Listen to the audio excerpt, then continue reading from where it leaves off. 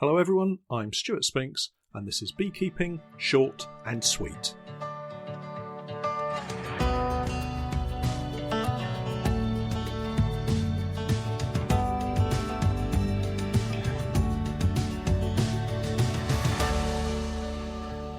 Beekeeping Short and Sweet, a podcast for the inquisitive beekeeper with a short attention span.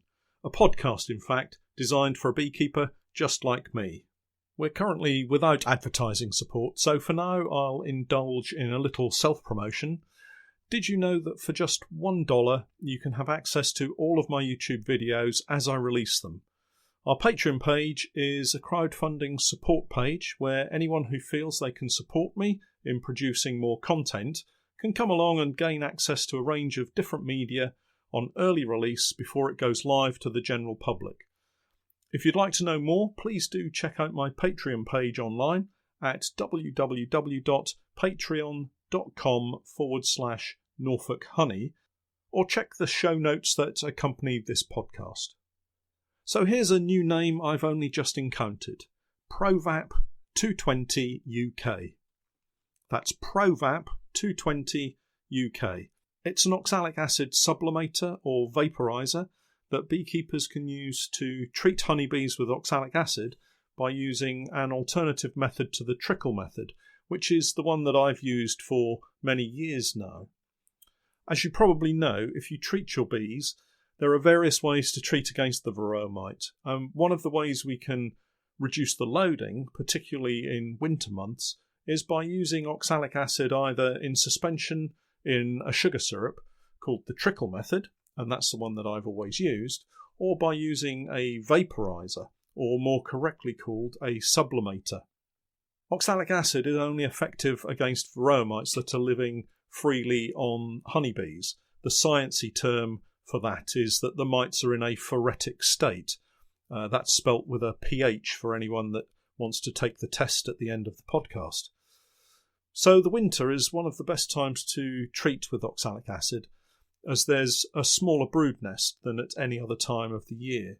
Sometimes you may find the bees completely broodless, which would be ideal, but I find this is in fact a rarity.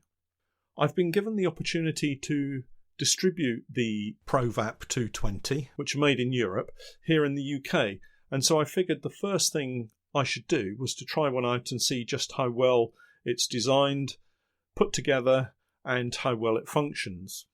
Last week I received my first unit and have been playing around with it ever since, and yesterday I managed to get outside and fire it up. The ProVap220 is a handheld unit that heats up a small bowl to 230 degrees centigrade, and when the oxalic acid falls onto it, the heat causes the oxalic acid crystals to rapidly change state from a solid to its gaseous form.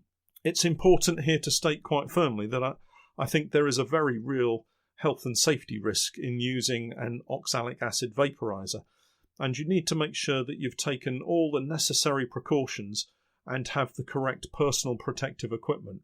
This would include as a minimum a face mask, goggles, and some sturdy gloves that can withstand the high operating temperature of the unit, which is 230 degrees centigrade. The face mask should be at the very minimum a type that meets the European standard EN149, and this refers to a classification system which consists of 3 classes of FFP, which stands for filtered face piece. So it's F for Freddy, not S for sugar. I always choose the FFP3, which gives the highest level of protection.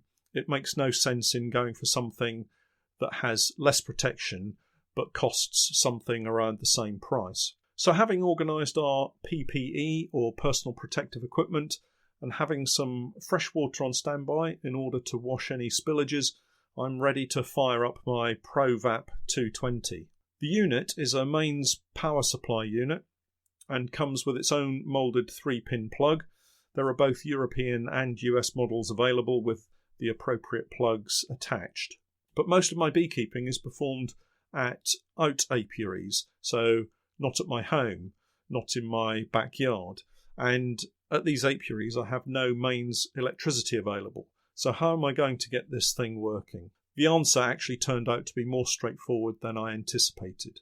It seems batteries come in all shapes and sizes, and after a visit to my local battery experts, I came away with a 90 amp hour leisure battery, which I was told would keep my ProVap220 working nicely for up to 2 hours of continuous use. I went for a slightly more expensive battery that has a sealed system using some kind of gel acid rather than one that might leak as I drive over the fields and tracks towards my apiary sites. If you're thinking of getting one, they're called an AGM battery. Along with the battery, I was supplied with something called an inverter. Now, I'm no electrician, so they explained that the battery was a DC or direct current battery, and that the ProVap220 needed an AC or alternating current, and that the inverter would do the job nicely. So now I had all the kit to power the ProVap220, I could get outside and give it a try. But I've just treated all of my colonies with the trickle method, so I decided rather than double dosing them, I would try it out using some safe and simple water in the unit instead of giving myself a lethal dose of oxalic acid vapour. The whole process of connecting up was easy. The inverter has crocodile clips which connect to the battery terminals. Note to self, red to red and black to black. On the inverter module itself, there's a simple on-off switch and a 3-pin plug socket, so the ProVap220 simply plugged straight into the socket. It was really that simple. The inverter rocker switch was flipped to the on position, and the unit indicator panel on the back of the ProVap220 lit up and started to show a rise in temperature as the bowl began to warm up. There are 2 separate number panels on the back. The default setting is for 230 degrees centigrade, and that sits at the bottom of the panel, glowing green. The numbers above the target temperature glowed red as they started to climb and quickly achieved 100 degrees centigrade in just a few seconds. It takes about 2 minutes for the unit to achieve its target working temperature, but while it was warming up, I was able to get all of the other bits and pieces together. So now for the slightly tricky bit. Supplied with the unit, you get 2 Teflon caps which have a small recessed bowl in them to accommodate the oxalic acid crystals. In this test run, I was using water, so I carefully poured a couple of teaspoons of water into the bowl. So on to the tricky bit. I was wearing my protective glove on my left hand, and here is why I needed to do that. Holding the ProVap220 unit in my right hand, I turned it over so that it was effectively upside down and positioned the heating bowl directly above the Teflon cap containing the water. Pushing down on the base of the ProVap220 connects it to the Teflon cap, but the base is at close to the target working temperature of 230 degrees centigrade, so you must wear a heat-resistant glove on the hand that you use to press down with. Once in position, a small O-ring holds the cap in place, so you can move freely around, which is good to note. It will allow me to fit the cap containing the oxalic acid and then get into position prior to turning the entire unit back up the right way. Doing this drops the contents of the bowl, in this case water, down and onto the hot plate at the base of the heating unit, where it is immediately turned to steam. The steam is forced through a small bore copper pipe, which then vents about 3 centimetres away from the heating element, and a very nice cloud of steam it was too. The whole operation took around 30 seconds, from securing the Teflon cap in place to inverting it and all of the water turning to steam. The temperature of the heating bowl dropped quickly when using the water, and I guess it will also drop when using oxalic acid, but that will allow me time to move all of the equipment on to the next hive. I propose having it set up on a trolley of some description, and then I can decant another dose of oxalic acid crystals into the second Teflon cap and then be ready to continue unhindered.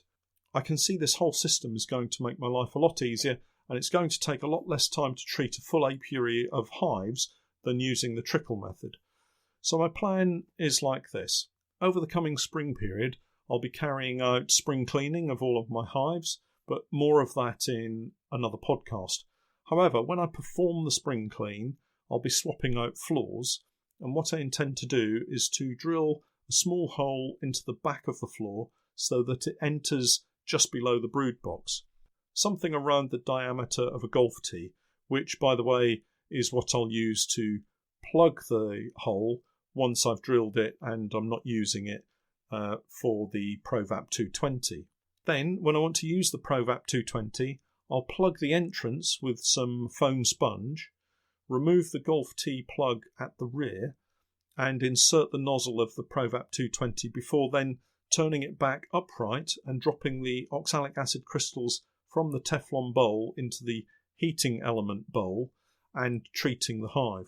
Once treated, I can remove the nozzle, plug the hole at the back and carry on to the next colony before eventually going back to the starting hive and just walking around and removing the foam sponge that's blocking all of the entrances. It all sounds really quite simple and very effective, and I can't yet see anything that's going to cause me any problems with it. If you have any questions about the ProVap220, please do get in touch via my website, www.norfolk-honey.co.uk.